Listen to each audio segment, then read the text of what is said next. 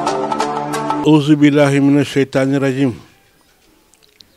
بسم الله الرحمن الرحيم لا حول ولا قوة إلا بالله العظيم وصلى الله على سيدنا محمد نبي الكريم نبي رحمة سيدنا محمد الذي هو سناديس رحمانيتي الفاتح لما أغلق الذي الفردانية نصر الحق بالحق وكواكب أوامه اللهم بحق اهدنا الصراط المستقيم اللهم بحق اهدنا الصراط المستقيم صراط الذين أنعمت عليهم وعلى آله حق قدره ومقداره العظيم mbokk yi seetaan seen émission li nekk ci gëstu télévision Kewel TV bokk ci njabootu PIS communication ñu leen di nuyu di leen ziara tey nag professeur Babacar Ndiaye dañu bëgg waxtaan ak yow nga demal ñu ci Fatiha ngeen déglu bu baax li am solo nag mooy Fatiha bi nag du am ci benn émission da ngeen di abonné wu nag abonné wu leen bu ngeen xam secret yenn secret yi da ngeen abonné wu Fatiha da ngeen defar tey rek ouverture bi waxtaan ak yéen ci Fatiha mooy umul Quran Fatiha mooy suratul Shifa Fatiha mooy suratul Hamdi sant ci Yàlla bu baax a baax professeur bismillah samil ali min asheytaani rajim bismillahi rahmani rahim wa sallallahu ala sayidina muhammad nabiyil karim wa ala alihi wa ashabihi tayyibin tahirin wa sallim tasliman kasiran daiman ila yawmi ddin mbokk julli yi delluwaat nañu ci seen émission di leen nuyu di leen ziar di leen ñaanal jàmm di ko ñaanal réew mi yàlla na fi yàlla def jàmm tey nag on va parler de la Fatihatul Kitab Fatihatul Kitab dañu ñu def rek tuuti présentation ci Fatihatul Kitab d'ailleurs moom la ñuy njëkkee ragal naa daañ ko def nag peut-être 1, 2 ou 3 émissions successives Fatihatul Kitab daanaka mooy lépp lu yàlla nit di jaamoo yàlla daanaka moo ci ëpp doole bi ñuy waxtaan nañ salaat Fatiha pare nag ñu ñëw nag léegi ci Fatiha Fatiha moom richesse boo xam ne bii c'est sans commune mesure moo ëpp lépp lu waay di jaamoo yàlla Fatiha bu ñu ko bindee Fatiha nii Fatiha lii dafay taxaw ci 494 waxoon naa fii ci émission Salat Fatiha ne mooy la valeur du grand nom de Dieu baynal kaaf wa nun donc loolu moom kon du lu bees daañ ko gisaat toujours ci biir Fatiha bi buñ ci duggee mais bu ma indee la définition al fatihatu daf may yóbbu ci 525 moom daf lay wan ne directement Fatiha mooy lépp mooy umul kitaab ndax wa bil xaq moom alquran wa bil xaq anzalnaahu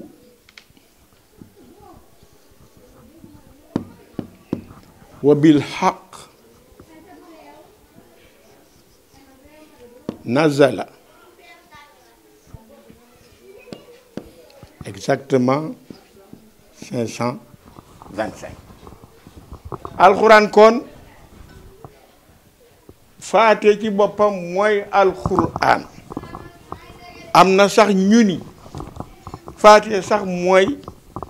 ëpp alxuraan ndax dañu ne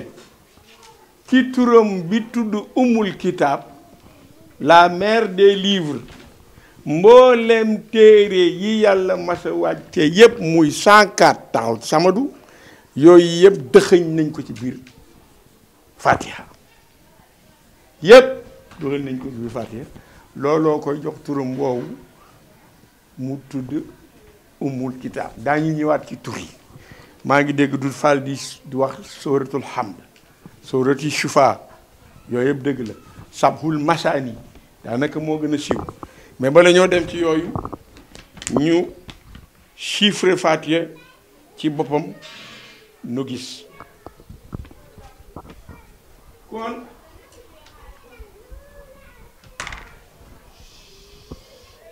bu ñu demee rek ci texte bi ndaxte Fatiha basmala bokku ci basmala bokkul ci Fatiha tul kitab waane nag bu ñu demee ci wàllu tijaniya Cheikh na Ahmad Tijaan dafa wax ne Fatiha nañ ko booleeg basmala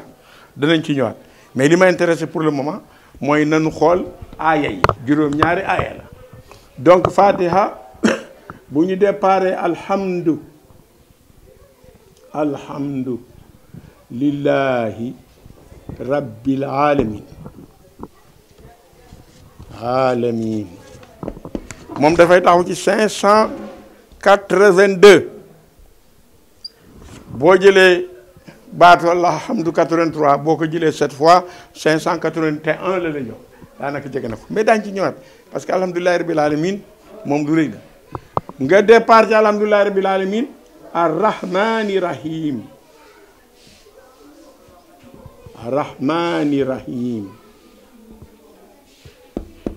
619 maliki yawmiddin 241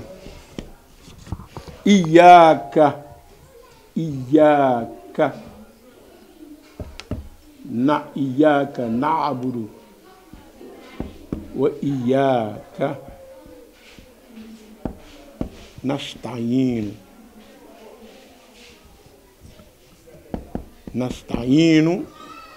1076 bi ñuy def jawharatul kamal génne woon naa ci 1076 ihdina siratal mustaqim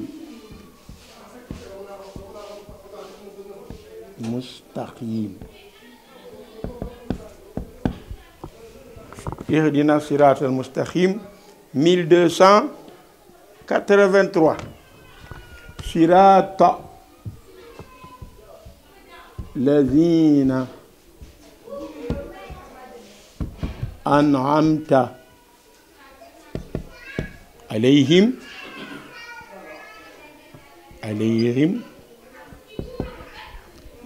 sirata lazina an'amta alayhim 1777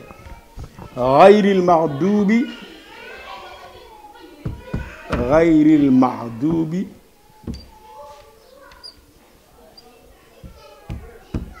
alayhim wala daalin mu ngoog 2583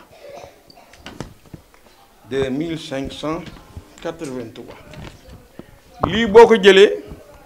dafay taxaw exactement ci 8161 donc le corps de la Fatiha boo départ ci alhamdulillahi rabbil alamin ba ci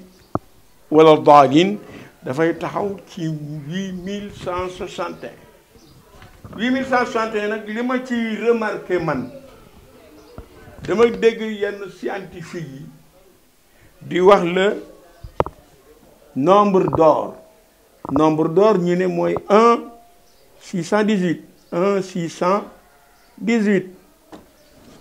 mais boo xoolee Fatihatul Kitab l'inverse de la Fatihatul Kitab moo lay jox le nombre d'or man nag xawma luy nombre d'or mais je constate dafay mel ni Fatiha kon mooy lépp léegi 8161 boobu buñ ko waxee ba pare li nga xam ne nag moo ci intéressant damaa wax léegi ne Fatiha basmala bokk ci waane dañ ko ciy boole mais bu ma jëlee basmala ma boole ko ci bismillahi rahmani rahim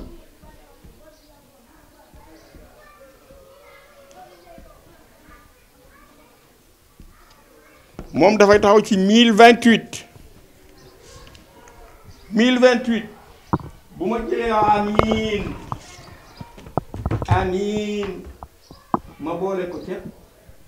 amiin 102 kon fii damay indiwaat 1028 plus amiin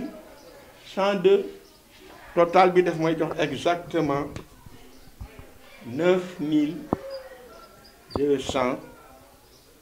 9280. Mais remarque bi ñuy def ci 9291 c'est égal à 19 multiplié par 404. ñu ne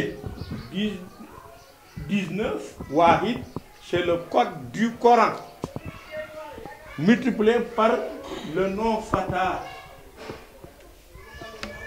Fatah lii la lay wax moo tax buñ nee Faatiha du kitab c'est la salade donc de l'ouverture képp kuy liggéey Fatahu ak Faatiha ala kulli yàllin yàlla daf lay may ubbeeku léeg-léeg nag yenn savant yi dañuy boole Faatiha salaatul Faatihi yaa Fatahu ak ismullahi lazam togg ko koo xam ne gii boo koy laal une semaine di am ouverture waaw donc lii mën nañ koo wax ci présentation facile mais leneen liñ ciy dolli mooy bu nu wàññee arafu Fatiha dañuy gis ne Fatiha 124 araf la bul ci nag boole basmala bi 124 lettres taxaw ci tur woo xam ne Mu'iidu le créateur mu ngoog bokk 124 araf le Fatiha am bu ko defee mu taxaw ci turu le créateur buñ nee yonent bi mooy salaatul Fatiha forcément kon yàlla mooy Fatiha mais nag ñoom ñaar dañoo jaxasoo boo xam ne bii daanaka mënoo leen séparer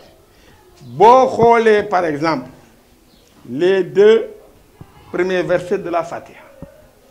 alhamdulillahi rabbil alamin arrahmani rahim buñ leen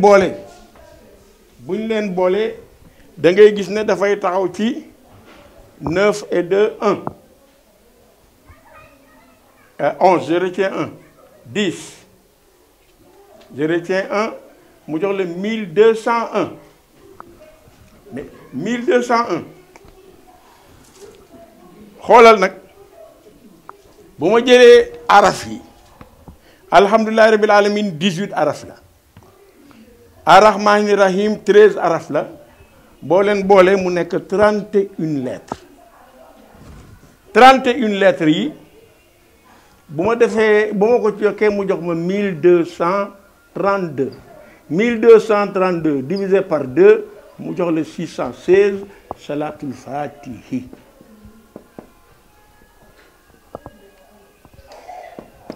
nii la ñu àndee donc pour teqale leen dana jafe lool ba ca lool ja n'est-ce pas ils sont imbriqués moo tax am na benn sëriñ bu mag bu daan wax ne ah man de bu may jàng kooku nag est-ce que sax jar naa wax waaw bu ko defee loolu mat naa signalé kon wax naa leen mu ngi taxaw ci 124 lettres taxaw ci tur yàlla bi tudd Mu'iid yaa Mu'iidu le créateur leneen liñ ci mën a wax ñaata baat la jëlal sa course nga wañ xam naa ne 25 mots la 25 mots alhamdu neel benn lillaahi ñaar rabbi ñett alamin ñeent arrahman juróom arrahim juróom benn maliki juróom ñaar yawmi 8 ad-diin 9 iyaaka 10 naabudu 11 wa iyyaka 12 nasta'inu 13 ihdina 14 as-sirat 15 mustaqim 16 sirat 17 allazina 18 an'amta 19 alayhim 20 ghayril 21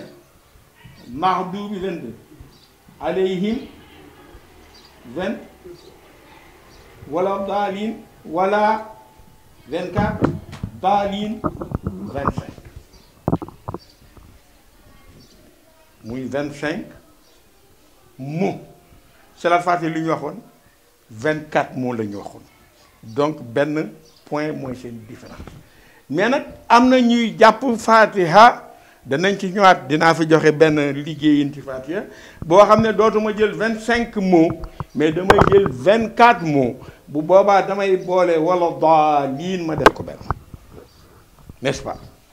loolu dit en passant bu nu xoolee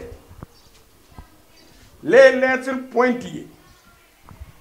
da ngay gis ne faatiha 45 points la 45 points moo nekk ci faatiha moo tax 45 bokk na ci lim yi gën a rëy ñu koy wér ci faatiha ndax 45 dafay taxaw ci al-Wahhaabu le donateur par excellence kooku mooy yàlla am na ñu bari dañ ne sax wahaabu bi mooy ismullahi al-azam ndax yonent yàlla Suleymaan ca la daan ñaana yàlla antal wahaab du noonu léegi les 45 points dafay diviser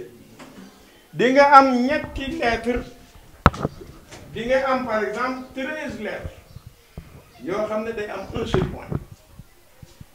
n'est-ce pas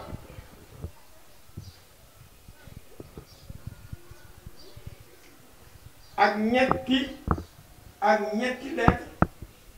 yu am 2 points maanaam ce que je veux dire da ngay am benn point yi mooy nuqtatul fardaniya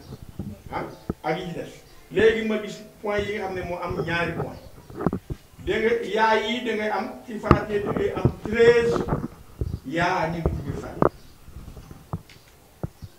ñetti taatombe ñu ngi ci faatiha muy 16 boo jëlee point yooyu le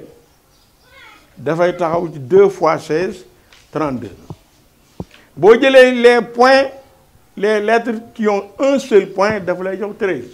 13 plus 32 mu yóbbule directement ci 45 points n'est-ce pas kon Fatiha ngo leneen li nga xam ne mën nañ koo wax ci Fatiha toujours ci aspect présentatif dañu naan Fatiha c'est la 5e sourate du Coran mooy saar yi nga xam ne mooy juróomeeli saar du point de vue de la descente. Quand Dieu faisait descendre le Coran, il a d'abord Suratul A'la, Iqra,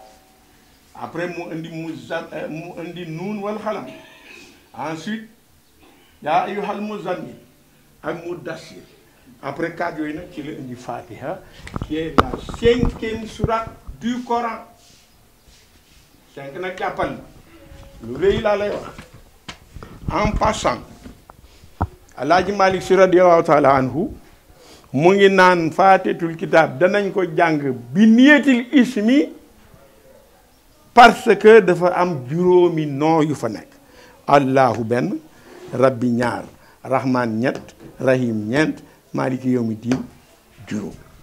moom noonu la gisee moo tax le 5 est totalement lié à la Fatiha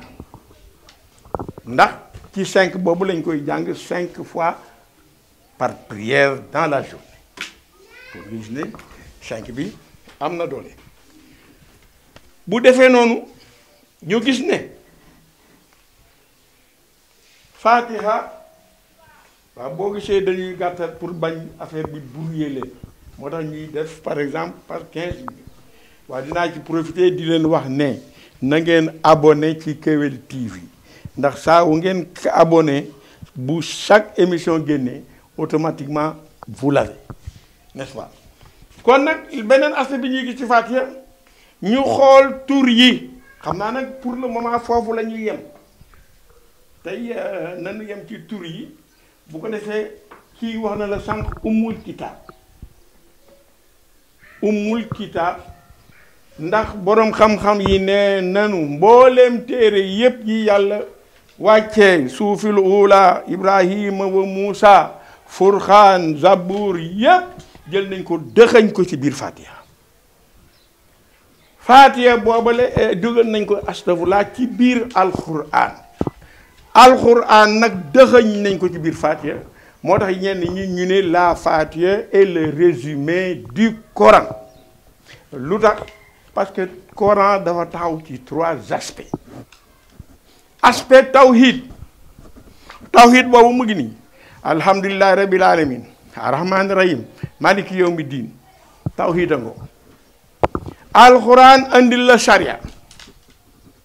teg ci sira sharia foo koy fekk iyyaka na'budu wa iyyaka nasta'in sharia bangook fa'buduni haza sirati mustaqim, n'est-ce pas. fooy fekk sirat ihdina sirata allazina an'amta alayhim minan nabiyyin ghayril maghdubi alayhim wala daalin. kon le résumé du Coran n'est rien d'autre que la Fatiha moo tax ñenn ñi ne mooy mbir mi.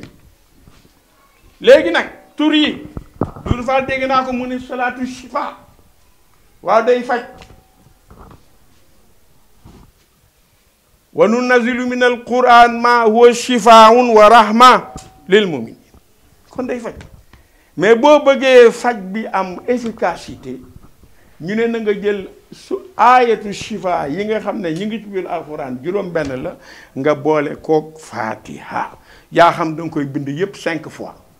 incha allah même les maladies incurables boo jaaree ci Fatiha mu faj ko, n'est-ce pas. tudde nañ ko tamit suratul hamd, la sourate de la louange, suratul hamd. li tax wax naa leen 124 lettres la 124 lettres boo ci yokkee amin 5 lettres mu jox la ñaata 129 déjà indil na la latif kon latif it génn na ci 129 nga jël les 19 lettres de la basmala boo ko ci yokkee mu taxaw ci 148 lii mooy lan alhamdulillah moo tax yonent bi ne Cheikh Diagne dee leen jàng Fatiha di ma ko sante muy sóoratul hamd. am na ñu ñoo xam ne dañ ko def 148 di ko sant yàlla mais faatitul kitaab ci tarixa Cheikh na Ahmad Tidiane bi niyetil hamd wa shukri istixraaxil hamd wa shukri moom dañ koy jàng 100 yooyu origine ba mu nga jóge ci Ali ibn Abi Talib karamallahu taala wajha moom moo loolu mu ñu indil ne Fatiha boo ko day jàng 100 fois par jour tous les problèmes possibles da koy faj. bi Mouhamadou Ghazali ñëwee dugg ci loolu moom tamit indi la Alioune waxoon mu renouveler ko yeesal ko bi yenn Cheikh na Ahmad Tidiane ñëwee mais tartib bi nag mooy wute waaw parce que dañ koy tas ci heure de prière yi waaw Ghazali ak Ali ibn Abi Talib ñoo bokk benn tartib maanaam li ngay jàng suba tisbaar takkusaan mais nag bi Cheikh Ahmad Tidiane ñëwee moom dañ ko juutalal ni le voie Tidiane doxale ci sant yàlla bi am na nag ñoo xam ne ñuy dem directement ci loolu am na nag di gën a gàtt mooy yonent bi dafa ni woon Cheikh Ahmad Tidiane il faut à chaque heure de prière réciter 4 fois la fatiha du kitab pour louer Dieu. kon bépp tiijaan ak bépp jullit parce que mbir mi xatul dafa yaatu ku ci jullit farata bala ngaa jóg na nga jàng ñeenti fatiha sant ko yàlla. kon wax naa salaatu shifa wax naa salaatul hamd mais nañu remarque tamit salaatu fatiha dafa ndar képp àddina ak àllaaxira ndax àllaaxira ngi ci maaliki yawmi diin, n'est-ce pas? loolu tamit na leer. fi may terminer turam bi gën a rëy mooy sabhul masaani wal quraanil aziim. waaw ndax fatiha dafa wàcc ñetti yoon.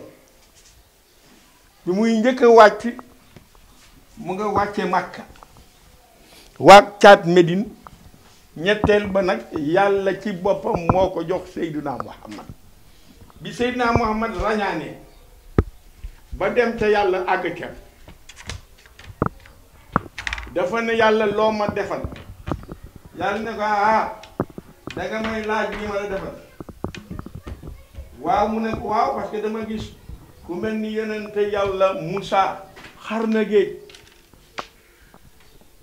ku mel ni Isa ibn Maryama day dundal day dekkal di dundal, man loo ma defal. yàlla tontu ko xat ataynaaka te sóoratul Hijr sabhun minal masaani wal quraanil aziim. Je t'ai donné la Fatiha et le Coran. ñenn ñi ne je t'ai donné la Fatiha qui est le Coran. mais quoi qu'il en soit saa boo jàngee benn Fatiha am nga yoolu benn Coran. kon mu ne sabhul masaani sabhul masaani xam naa nag tey foofu lañ yem. sabhul masaani mooy les attributs, les plus grands attributs de Dieu qui sont au nombre de 7. 7 attributs yooyu yàlla nga ko tëgg ci ar-Rahman. moo tax ñenn ñi nag ne nag ca dëgg-dëgg Rahman nag mooy ismullahil azam tigi ndax Rahman 330 la mooy baatinu Allah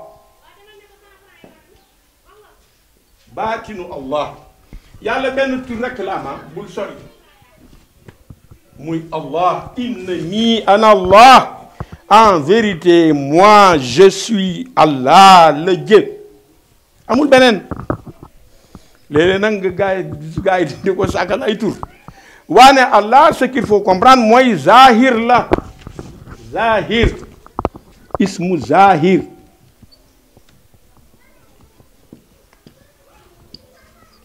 voilà mais am na baatinul baatin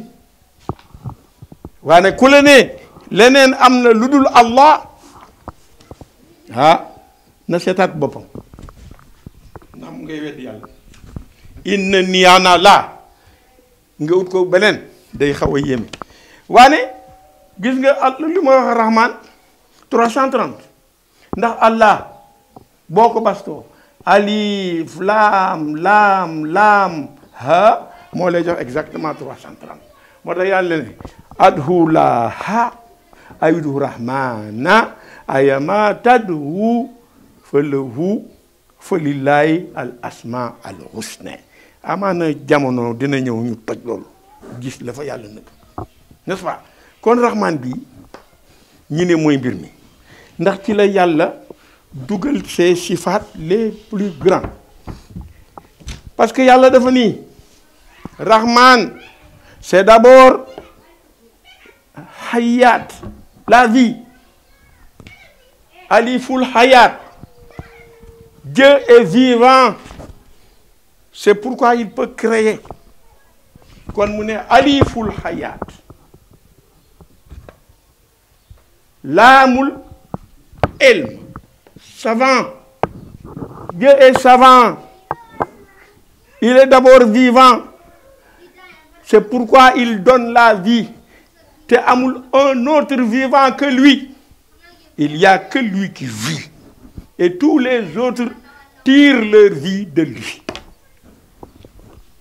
Yalla aussi, c'est le savoir, l'amul ilm.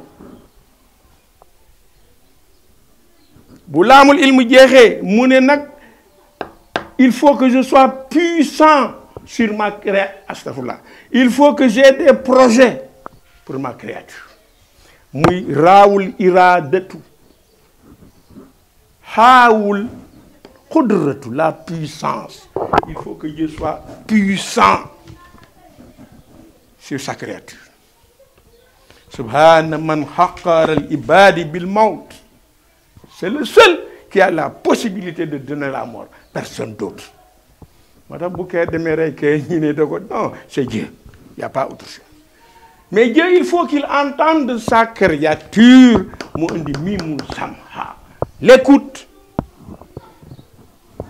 فكأين من دابة لا تحمل رزقها الله يرزقها وإياكم وهو السميع العليم. boo jëlee sa mouton nga takku ko fii mais il bu mbeewee nga xam ne xiif na nga joxe. Mais Dieu aussi dafa am la vue. C'est un Dieu voyant. lépp loo xam ne lii mu ngi ci kaw ni bi yàlla ngi jàkkaarloo moom. yaa bunayya innaha in taku misqaala xabbatin min xardalin fa takun fi saxratin fi samawati wal ard yaati bi man dama koy jëli fu mu nekk man yàlla man di kooku rek kay gis. Mais dernière chose, il faut qu'il soit un parlant. wax xul waxal moom rek moom wax kenn moom. moo tax juróom-ñaar yi la tuddee sabul masaani tënk ko nag ci rahman. moo tax rahman moom mooy joxe tur wi saar yi rahman. moo tax ñenn ñi ne mais bu ñu sori rahman rek la du leneen juróom-ñaar yi. moo tax juróom-ñaar yi la def faatee muy juróom-ñaari araf. kon bu ko defee tey ñu yem fii bu beneen nag ñu continuer nag ci yeneen aspect faatee waaw dañuy bañ ngeen sonn. ñu ngi leen di ñaanal yàlla nañu yàlla nangu leen te faj aajo yi. lenn li ma doon wax rek xanaa ma yokk ko ci mooy bu ma jëlee par exemple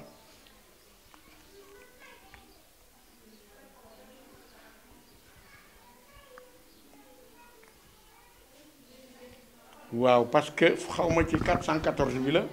494 wala 525 bi ci la ñu amee turu yaa mu isu moi iso 117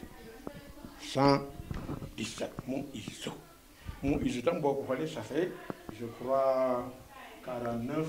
fois quelque chose n'est-ce pas moom mooy génn ci 495 bi voilà bu ko defee kon di leen fii wax na leen saar bi képp koo xam ne taxoo nga ko tu auras de la puissance fa lillahi al izzatu yàlla dem na boo ko defee allahumma salli ala sayyidina muhammadin alfatixi lima uxliq walxaatimi lima sabax naasiril xaq bilxaq walhaadi ila siratika almustaqim wa ala alihi xaqa qadrihi wa miqdaari alazim salaatan tunajjina biha min jami alahwali wallafaati wa taxdi lana biha jami alhajaati wa tutaqiruna biha min jami sayyaati wa tarfahuna biha indaka ala darajat وتبلغنا بها أقصى الغايات من جميع الخيرات في الممات في الحياة وبعد الممات. صلاة تفتح لنا بها أبواب الردى والتيسير وتغلق بها أبواب الشر والتخسير وتكون لنا بها وليا ونصيرا أنت ولينا مولانا ونعم المولى ونعم النصير. سبحان ربك رب العزة عما يصفون وسلام على المرسلين والحمد لله رب العالمين.